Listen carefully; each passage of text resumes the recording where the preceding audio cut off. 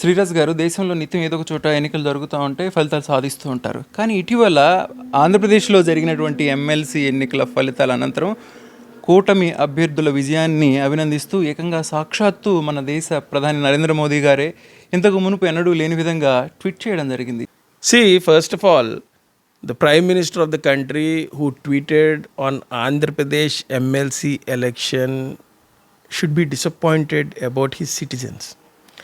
అతను ఇక్కడ బీజేపీ నగ్గింది అన్న కోణమే చూస్తున్నాడు తప్పించి ఆంధ్రప్రదేశ్ రాష్ట్ర భవిష్యత్తు ఈ ఎమ్మెల్సీ ఎలక్షన్ల వల్ల 20 నుంచి 25 సంవత్సరాలు వెనక్కి వెళ్ళిపోయింది అన్నటువంటి విషయాన్ని ఈ దేశ ప్రధాని గమనించకపోవడం చాలా బాధాకరం అండి. See I tell you very important observation.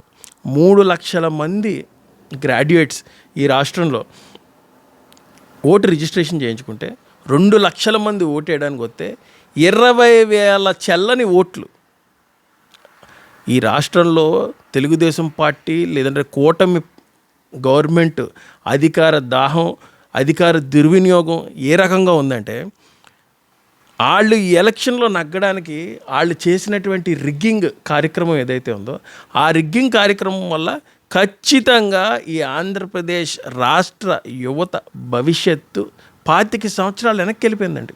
రేపొద్దున ఏ ఇండస్ట్రీ వచ్చినా ఆంధ్రప్రదేశ్ రాష్ట్రానికి ఒకటే ఒక అబ్జర్వేషన్ చూస్తారు. ఇటీవల జరిగినటువంటి గ్రాడ్యుయేషన్ ఎన్నికల్లో ఆంధ్రప్రదేశ్ రాష్ట్రంలో ఈస్ట్ వెస్ట్ గోదావరిలో 2 లక్షల మంది ఓటేస్తే 20,000 మందికి ఈ రాష్ట్రంలో ఓటేయడం కూడా రాదు. అంటే వీళ్ళ చదువు ఏ రకంగా ఉన్నది అంటే వీళ్ళ ఎడ్యుకేషన్ స్టాండర్డ్స్ ఎలా ఉన్నాయి, వీళ్ళ ఎడ్యుకేషన్ సిస్టమ్ ఎలా ఉంది ఆంధ్రప్రదేశ్లో అనేది క్వైట్ క్లియర్. నాకు తెలిసి ఈ ఏదైతే ఓటు వేశారో ఈ ఓటు వేసిన వాళ్ళు ఎవరు కూడా గ్రాడ్యుయేట్స్ కాదండి. 100% రిగ్గింగ్లో భాగంగా తెలుగుదేశం పార్టీ కానీ లేదు ఈ కూటమి ఏదైతే ఉన్నదో వాళ్ళు అధికార దుర్వినియోగం లేదంటే అధికార దాహం ఏ రకంగా చేశారంటే the fate of Andhra Pradesh education system has went very back now. See, this is very disappointing. దేశ ప్రధాని ట్వీట్ చేసినప్పుడు బాధ్యతగా ఉండాలి. అరే, I'm very disappointed to see that the 10% of the educateds or graduates in the state of Andhra Pradesh doesn't know how to vote. The Prime Minister of the country should be disappointed about the incident. The Prime Minister of the country, the first citizen, ఆయన ఏ రకంగా tweet చేయాలంటే he should give his brutal criticism to the graduates in Andhra Pradesh. He should be disappointed about the consequences that went on. అంతేగాని వాళ్ళ party నగ్గైతే అభినందనలు తెలిపేస్తాడా? ఇది చాలా బాధాకరం. I strongly believe he's been misguided. He's been misunderstood and he's incapable as a leader.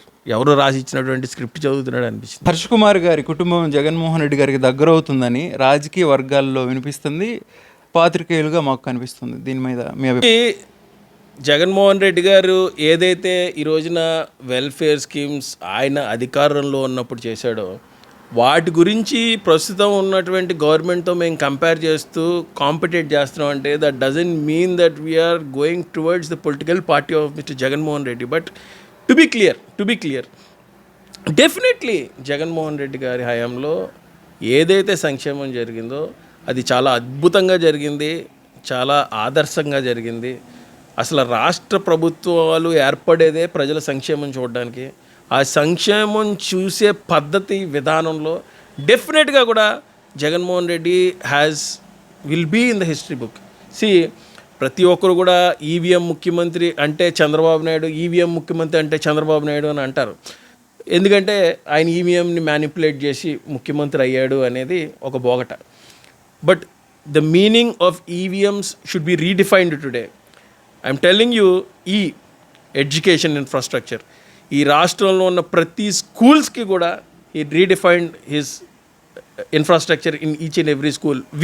Volunteer వ్యవస్థ, ఈ volunteer వ్యవస్థ అనేది తీసుకుని వచ్చి ఖచ్చితంగా ఈ రాష్ట్రంలో ప్రతి ఇంటికి సంక్షేమాన్ని ప్రతి ఇంటికి పంపించాడు. మెడికల్ ఇన్ఫ్రాస్ట్రక్చర్, ఈ రాష్ట్రంలో నూతన మెడికల్ కాలేజీలు తీసుకొచ్చాడు. ఖచ్చితంగా ప్రతి హాస్పిటల్స్లో మెడికల్ ఇన్ఫ్రాస్ట్రక్చర్ డెవలప్ చేశాడు. ఈవీఎం అంటే గుర్తుకు రావాల్సింది చంద్రబాబు నాయుడు కాదండి. ఈవీఎం దగ్గరికి ఓటు వేయడానికి వెళ్ళినప్పుడు ప్రతి ఒక్కరికి ఈ రాష్ట్రంలో గుర్తుకు రావాల్సింది Jaganmohan Reddy. Definitely EVM chief minister is not Chandrababu Naidu. Definitely EVM chief minister is Jaganmohan Reddy చెప్పడంలో ఏ విధమైనటువంటి సందేహం లేదు. రాష్ట్ర విద్యాశాఖ మంత్రి మీ ఆప్త మిత్రుడు అని చెప్పవచ్చు, అవునా కదంటాను. నారా లోకేష్ గారు నిన్న ఓ సదస్సులో తెలపడం జరిగింది, రాష్ట్ర అభివృద్ధికి యువ పారిశ్రామికవేత్తలను మేము ప్రోత్సహిస్తామని.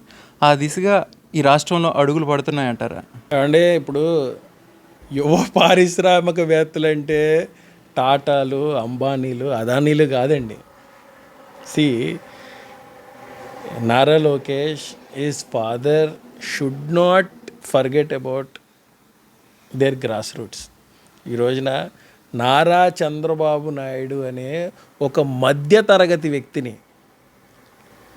కాంగ్రెస్ పార్టీ నాయకుడిని చేసి, మంత్రిని చేసి, ఈ రాష్ట్ర ముఖ్యమంత్రికి అల్లుడిని చేసింది.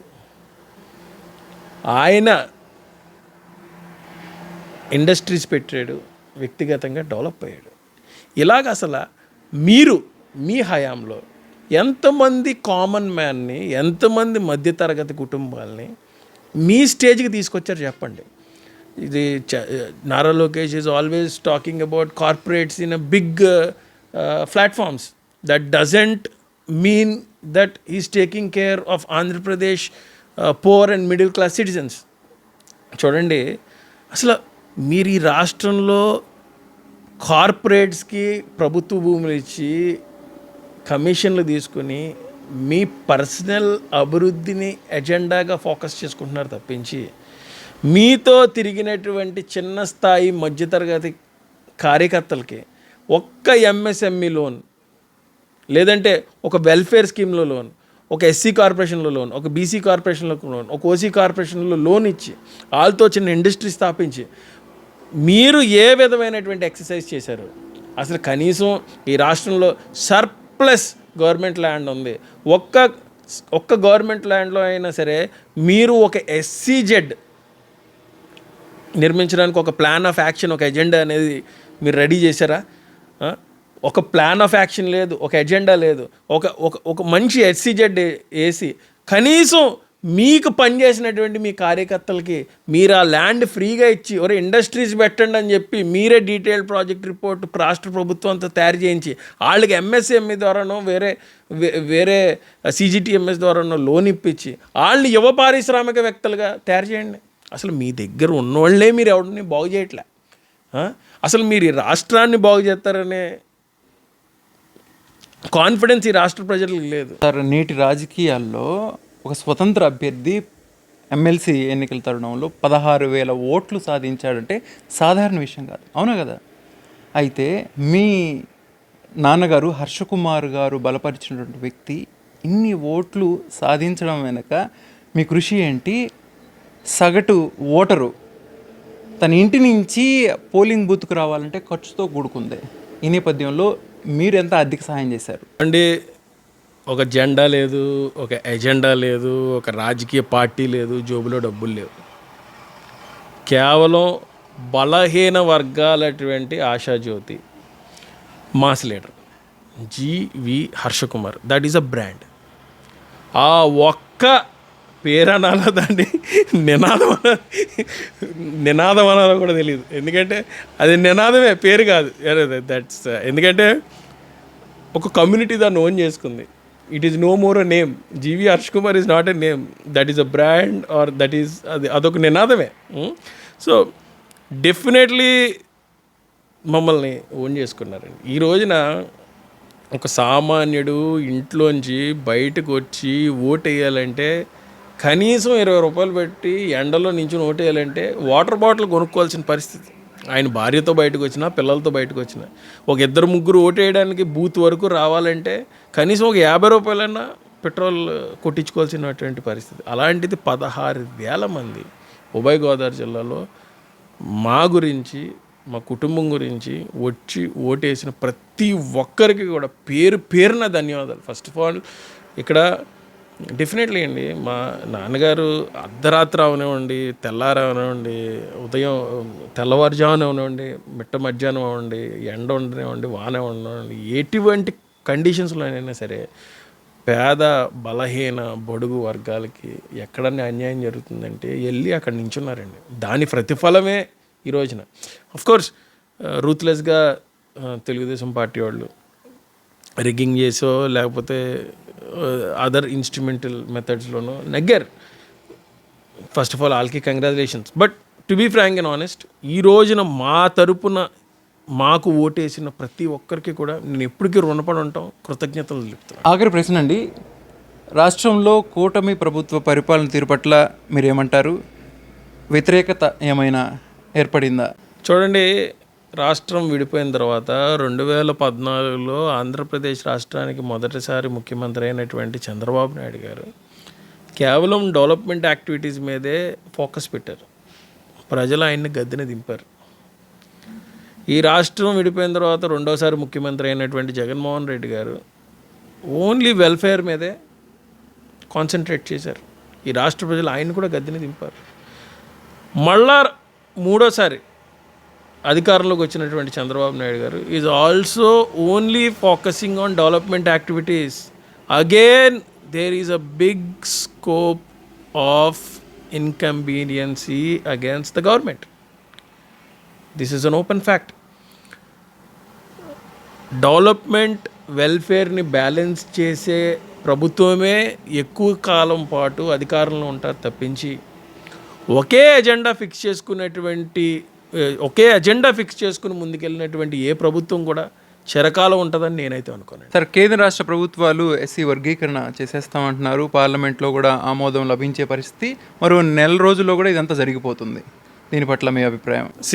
ఎస్సీ కేటగరైజేషన్ అనేది is just a formula to divide the schedule castes vote bank, which is a very basic infrastructure of the Congress party.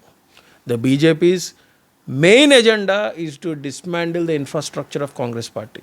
There is no other agenda of the Bharatiya Janata Party, or there is no other agenda of the Telugu Desam Party.